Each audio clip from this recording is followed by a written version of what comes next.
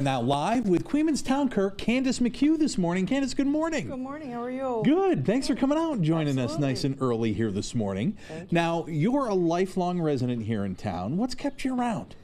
My father grew up here. His family owned a small business. They had a movie theater back when movie theaters were local. Yeah. And he grew up on the river, and we stayed here, and I just loved it here. This was my playground.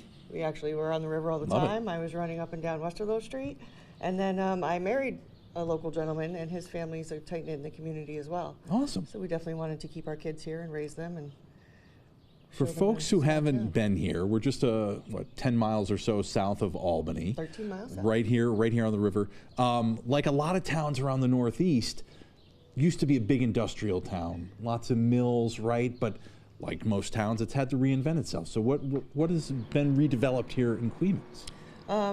There used to be, my father worked at the brickyard. Here was the ice harvesting yard, which my great father-in-law worked at.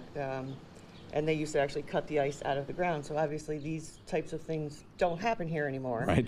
And we've adapted. We've grown our local community. We have nice small businesses. The Halfway House has been here for over 100 years.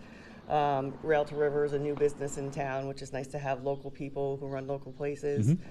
Silver Spoon just was, I think, voted on to like the Besties Awards for local diners.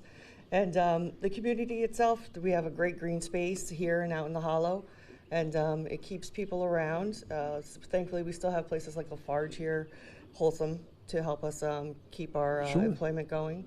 And we have a great knit community for school, and so far we're hanging out. Yeah, you got the Carver companies up at the big marine terminal just up here. Of course, we've got the Coeymans Landing Marina here. Speaking of Bestie winners, they've won a few, and so is Yanni's too, which is right next door here. Yes, true. Right behind us, we have Yanni's too. They started as a little tiny restaurant on Main Street and expanded all the way down here. So it's great to have another local staple owner around. So as we head into the summer months, what can people expect? Are there any kind of events and things that are, this gazebo we're in here, do you hold any kind of events here over the summer? We do. Actually, last week we started off our Evening on the Green series. On Wednesday nights, we have concerts from 6 to 8 p.m. for people to come down and sit in the lawn.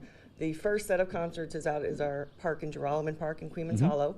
And then come, I think, mid-July, they'll start to happen down here.